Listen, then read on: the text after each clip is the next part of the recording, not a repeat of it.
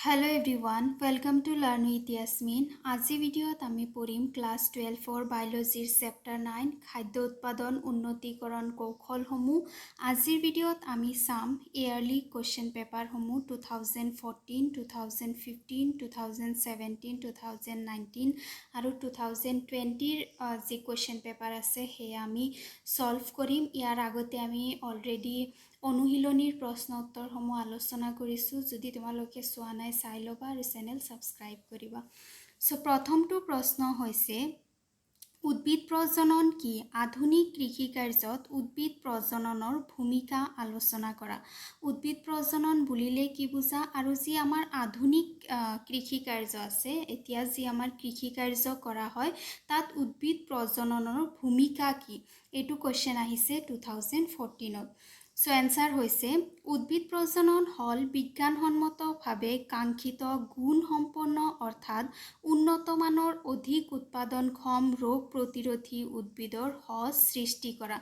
উদ্ভিদ প্ৰজননৰ মানে হৈছে যে যিবোৰ আমাৰ সাধাৰণ সঁচ থাকে, যিবোৰ আমাৰ সাধাৰণ শস্য থাকে, সেইসমূহত যিহেতু উৎপাদন অকণমান কম হয়, কেতিয়াবা সেইবোৰ ৰোগ প্ৰতিৰোধী নহয়, গতিকে আমি এনেকুৱা ধৰণৰ শস্য সৃষ্টি কৰোঁ য'ত আমি বিচৰা গুণসমূহ আছে, যেনেকুৱা অত্যাধিক উৎপাদন দিব পৰা বা ৰোগ প্ৰতিৰোধী, যাৰ পৰা যাতে আমি অধিক শস্য উৎপাদন কৰিব পাৰোঁ আৰু আমাৰ যি বৰ্ধিত জনসংখ্যাৰ খাদ্যৰ প্ৰয়োজনীয়তা আছে, নিড আছে, সেয়া যাতে ফুলফিল কৰিব পাৰোঁ।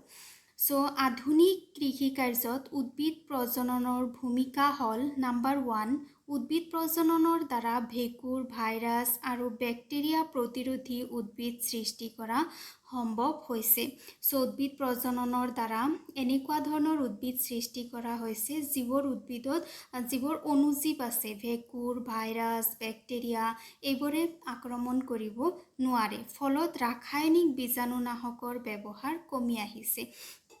এনে যিবোৰ উদ্ভিদ কি হয় তোমাৰ ৰোগ প্ৰতিৰোধী নহয়, অণুজীৱ প্ৰতিৰোধী নহয়, তেনেকুৱা ধৰণৰ উদ্ভিদসমূহত আমি ৰাসায়নিক বীজাণুনাশক ব্যৱহাৰ কৰিব লাগে, যাতে শস্যৰ উৎপাদন আমি ভাল পাওঁ, যাতে সেইবোৰ শস্য যাতে বেয়া হৈ নাযায় তাৰ কাৰণে। আৰু আমি জানো যে ৰাসায়নিক বীজাণুনাশক ব্যৱহাৰ কৰিলে ই পৰিৱেশ প্ৰদূষিত কৰে, ৰাইট?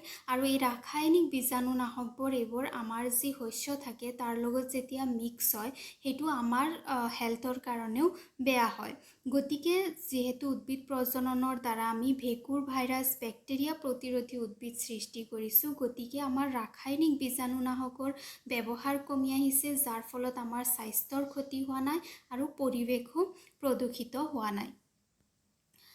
ইয়াৰ পিছত নাম্বাৰ 2 পইণ্ট কৈছে যে উৎপৰিৱৰ্তন উদ্ভিদ প্ৰজননৰ যোগেদি ৰোগ প্ৰতিৰোধী সঁচ সৃষ্টি কৰা হৈছে। সো আমি জানো যে উদ্ভিদ প্ৰজনন দুই প্ৰকাৰৰ, এটা হৈছে পৰম্পৰাগত আৰু এটা হৈছে উৎপৰিৱৰ্তন। সো উৎপৰিৱৰ্তন কৰি পেলাই কি কৰিব পৰা যায়? ৰোগ প্ৰতিৰোধী সঁচ সৃষ্টি কৰিব পৰা যায়। যদি কোনো সঁচত ৰোগ আছেও তথাপিও তাতে উৎপৰিৱৰ্তন কৰি পেলাই তাৰ পৰা ৰোগ প্ৰতিৰোধী সঁচ সৃষ্টি কৰিব পৰা যায়। নাম্বাৰ 3 হৈছে উদ্ভিদ প্ৰজননৰ দ্বাৰা কীটনাশক, পতংগনাশক উদ্ভিদ সৃষ্টি কৰি ৰাসায়নিক কীট-পতংগ নাশকৰ ব্যৱহাৰ কম কৰা হৈছে। সো উদ্ভিদ প্ৰজননৰ দ্বাৰা কি কৰা হৈছে? এনেকুৱা ধৰণৰ কিছুমান শস্য সৃষ্টি কৰা হৈছে যিবোৰ অট'মেটিকেলি কীটনাশক হয়, পতংগনাশক হয়। সেইবোৰক যদি কীট-পতংগই আক্ৰমণ কৰে, কীট-পতংগবোৰ মৰি যায়। গতিকে আমি তাৰ কাৰণে ৰাসায়নিক কীট-পতংগনাশক ব্যৱহাৰ কৰিব নালাগে। নাম্বাৰ 4 হৈছে জীৱ প্ৰবলীকৰণৰ দ্বাৰা অত্যাধিক লৌহযুক্ত ধান, ভিটামিনযুক্ত শাক-পাচলি, প্ৰটিনযুক্ত ঘেঁহু আদি সৃষ্টিৰ দ্বাৰা লুপ্ত ক্ষুধা নিবাৰণ কৰিব পৰা গৈছে। জীৱ প্ৰবলীকৰণ, ইয়াৰ প্ৰবলীকৰণ মানে ষ্ট্ৰেংথ থকা, ষ্ট্ৰং শস্য সৃষ্টি কৰা হৈছে। যিবোৰ শস্যত কি আছে, যেনেকুৱা ধান আছে য'ত আইৰণৰ পৰিমাণ বহুত বেছি হয়, যিটো আমাৰ শৰীৰৰ কাৰণে প্ৰয়োজনীয়। ভিটামিন থকা শাক-পাচলি সৃষ্টি কৰিব পৰা গৈছে, প্ৰটিনযুক্ত ঘেঁহু সৃষ্টি কৰিব পৰা গৈছে, যাৰ ফলত যি এটা এনেকুৱা ধৰণৰ জনসংখ্যা আছে আমাৰ দেশত যিবোৰে তোমাৰ পুষ্টিকৰ খাদ্য খাব নোৱাৰে। যিখিনি খাদ্য খায় সেইখিনি খাদ্য খোৱাৰ পিছত সিহঁতৰ শৰীৰৰ যি পুষ্টিৰ ভোগ থাকে সেয়া ৰৈয়ে যায়। গতিকে যিহেতু জীৱ প্ৰবলীকৰণৰ দ্বাৰা অত্যাধিক লৌহযুক্ত ধান, শাক পাচলি, প্ৰটিনযুক্ত ঘেঁহু এইবোৰৰ সৃষ্টি কৰা হৈছে, গতিকে সেই যিটো লুপ্ত ভোগ সেইটো মানুহৰ পৰা নোহোৱা হৈ গৈছে।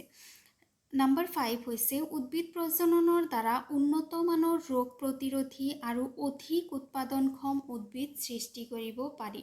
উন্নত মানৰ ৰোগ প্ৰতিৰোধী আৰু অধিক উৎপাদনক্ষম উদ্ভিদ আমি সৃষ্টি কৰিব পাৰোঁ। আমি কেইটামান প্ৰজাতি লৈ পেলাই তাৰ পৰা যিবোৰ ভাল গুণ আছে সেই ভাল গুণসমূহ লৈ পেলাই যেতিয়া আমি এটা নতুন উদ্ভিদ সৃষ্টি কৰোঁ, সেইটো উদ্ভিদ ৰোগ প্ৰতিৰোধী হয়, সেইটো উদ্ভিদৰ উৎপাদন ক্ষমতা বেছি হয়।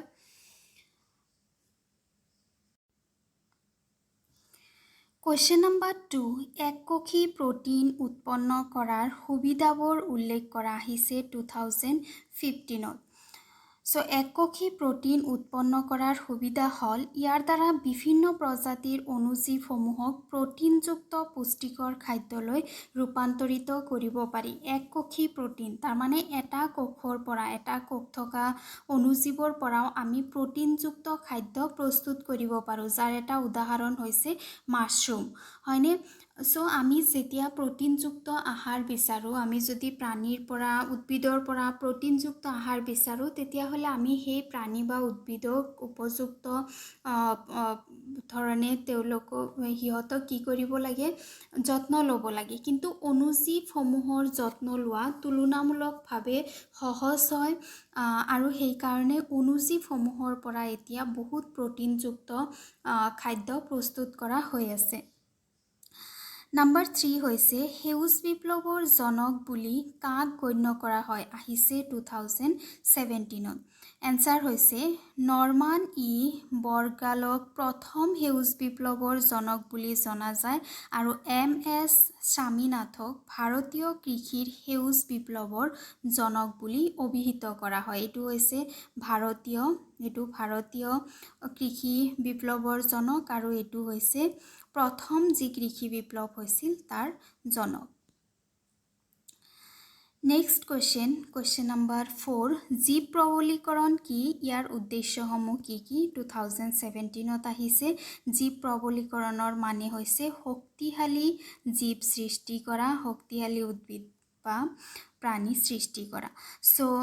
জীৱ প্ৰবলীকৰণ হ'ল এটা প্ৰক্ৰিয়া যাৰ দ্বাৰা কাংক্ষিত গুণসম্পন্ন শস্যৰ সংকৰণ ঘটাই অধিক প্ৰটিন, স্নেহদ্ৰব্য, খাদ্যপ্ৰাণ, খনিজ লৱণ আৰু অনুপোষক দ্ৰব্যযুক্ত শস্য সৃষ্টি কৰা হয়।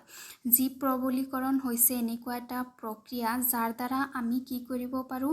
যিবোৰ আমি বিচৰা, যিবোৰ বাঞ্ছনীয় গুণ আছে, সেই গুণ থকা আমি শস্যৰ সংকৰণ ঘটাই পেলাই অধিক স্নেহদ্ৰব্য, প্ৰটিন, ভিটামিন, অনুপোষক দ্ৰব্য থকা শস্যৰ সৃষ্টি কৰিব পাৰোঁ। জীৱ প্ৰবলীকৰণৰ উদ্দেশ্যসমূহ হ'ল নম্বৰ 1, প্ৰটিনৰ পৰিমাণ আৰু গুণাগুণ বৃদ্ধি কৰা, তাৰমানে যিবোৰ খাদ্য শস্য আছে, খাদ্য শস্যত প্ৰটিনৰ পৰিমাণ আৰু গুণ বৃদ্ধি কৰা।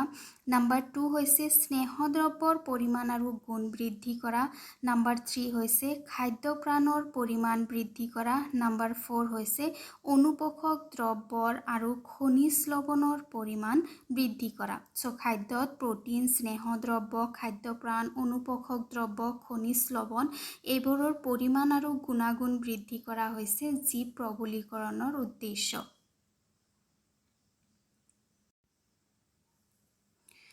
কুৱেশ্যন নম্বৰ 5 হৈছে কলাকৰ্ষণ কি? শস্যৰ উৎকৰ্ষ সাধনত ই আমাক কেনেকৈ সহায় কৰে? এইটো আহিছে 2020ত আহিছে, 2017ত আহিছে, 2019ত আহিছে।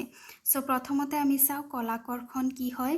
উদ্ভিদৰ কোনো এক ক্ষুদ্ৰ বিচ্ছিন্ন উদ্ভিদাংশ আনি পৰীক্ষানলীৰ ভিতৰত নিৰ্দিষ্ট পোষক দ্ৰব্য, মাধ্যম আৰু সংক্ৰমণ ৰহিত পৰিৱেশত বৃদ্ধি হ'বলৈ দিলে ই এজোপা পূৰ্ণাংগ উদ্ভিদলৈ পৰিণত হ'ব পাৰে। ইয়াকে কলাকৰ্ষণ বুলি কোৱা হয়। কলাকৰ্ষণ মানে হৈছে কি উদ্ভিদৰ যিকোনো অংশ, এটা কোষৰ পৰা আৰম্ভ কৰি কলা বা যিকোনো এটা অংশ যদি আনি পেলাই পৰীক্ষাগাৰত উপযুক্ত পোষক দ্ৰব্য, উপযুক্ত নিউট্ৰিশ্যন মাধ্যমত আৰু যদি বীজাণুমুক্ত অৱস্থাত ইয়াক ৰখা হয়, তেতিয়াহ'লে তাৰ পৰা আমি এটা নতুন উদ্ভিদ সৃষ্টি কৰিব পাৰোঁ। আৰু এইটো পদ্ধতিৰ দ্বাৰা কম সময়ৰ ভিতৰতে বহুত উদ্ভিদ সৃষ্টি কৰিব পৰা যায়।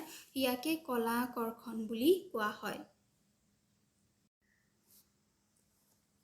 শস্যৰ উৎকৰ্ষ সাধনত কলাকৰ্ষণৰ ভূমিকা হ'ল নাম্বাৰ 1, কলাকৰ্ষণৰ দ্বাৰা কোনো ৰোগ আক্ৰান্ত উদ্ভিদৰ পৰা নিৰোগী উদ্ভিদ পুনৰ উদ্ধাৰ কৰিব পাৰি।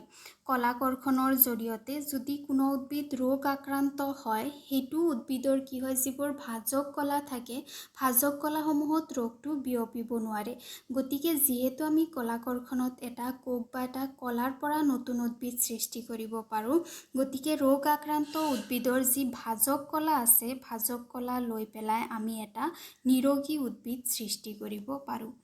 নাম্বাৰ 2 হৈছে এই পদ্ধতিৰ জৰিয়তে কেইবিধমান প্ৰয়োজনীয় খাদ্যশস্য যেনে বিলাহী, কল, আপেল আদি ব্যৱসায়িক ভিত্তিত উৎপাদন কৰা হৈছে। কলাকৰ্ষণৰ জৰিয়তে প্ৰয়োজনীয় খাদ্যশস্যসমূহ সৃষ্টি কৰিব পৰা যায়। বিলাহী সৃষ্টি কৰা হৈছে, কল, আপেল আৰু এইবোৰক ব্যৱসায়িক ভিত্তিত ব্যৱহাৰ কৰা হৈছে। নাম্বাৰ 3 হৈছে কলাকৰ্ষণৰ দ্বাৰা সৃষ্টি হোৱা আপত্য উদ্ভিদবোৰ কায়িক কৃতক অৰ্থাৎ মূল উদ্ভিদৰ সৈতে হুবহু একে হয়। এতিয়া মূল উদ্ভিদটো যদি উন্নত মানদণ্ডৰ হয়, তেতিয়াহ'লে আমি তাৰ কলা বা তাৰ অংশৰ পৰা যদি নতুন উদ্ভিদ সৃষ্টি কৰিছোঁ, সেইটোও কি হ'ব, উন্নত মানদণ্ডৰ হ'ব, কাৰণ ই যিটো পিতৃপুৰুষ থাকে তাৰ সৈতে হুবহু একে হয়। নাম্বাৰ 4, পৰাগৰেণু গৰ্ভাশয় বা উদ্ভিদ কৰ্ষণৰ যোগেদি এগুণ ক্ৰমযুক্ত উদ্ভিদ সৃষ্টি কৰিব পাৰি আৰু এগুণ ক্ৰমজম উদ্ভিদৰ পৰা বহুগুণিত উদ্ভিদ সৃষ্টি কৰিব পৰা যায়। নাম্বাৰ 5 হৈছে কলাকৰ্ষণৰ জৰিয়তে লুপ্তপ্ৰায় উদ্ভিদৰ জননক সংৰক্ষিত কৰি ৰাখিব পাৰি। যদি কোনো উদ্ভিদ লুপ্তপ্ৰায় হ'ব পৰা হৈছে, তাৰ জননক আমি সংৰক্ষিত কৰি তাৰ পৰা নতুন উদ্ভিদো সৃষ্টি কৰিব পাৰোঁ। Thank you.